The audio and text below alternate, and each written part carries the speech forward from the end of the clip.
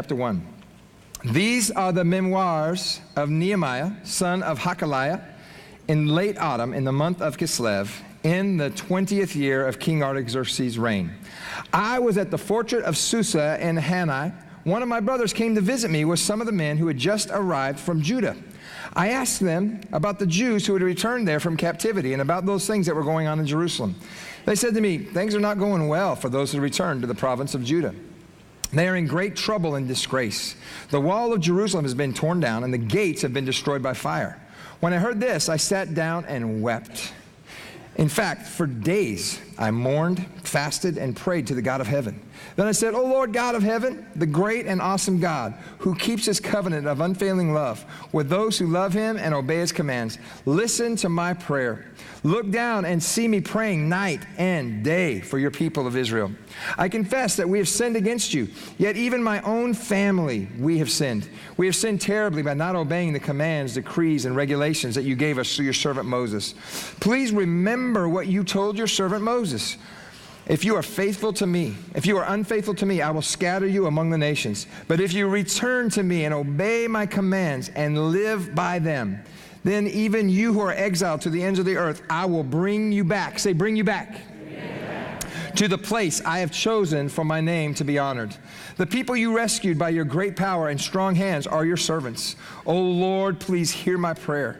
Listen to the prayers of those who delight in honoring you. Please grant me success today by making the king favorable to me. Put in his heart to be kind to me." In those days, I was a cupbearer to the king. There's some good praying going on here. He prays for forgiveness. He prays for favor. And by the way, you can pray for yourself. It's highly acceptable and highly encouraged. Pray for yourself. "God, make me a better person." Believe me, that's my number one prayer, because I'm not a good person. All right? I miss the mark all the time. I don't even know why God uses me sometimes. All right? "God, help me to be this. Help me to be more patient. Help me to be a better father. Help me to be a better wife. Help me to be a better kid." You guys need to pray all those prayers, okay? If you're not praying those, put those down, because those are great prayers. And by the way, you can even pray this prayer. Nehemiah did. "God, please hear my prayer." And then bust it out and start praying like a madman, okay? We need to pray. The first thing I want to point out here about Nehemiah's life in this first chapter is that there is a thing going on here called providence. Say providence. Providence is a great concept. It means God's in control. It means God's orchestrating something.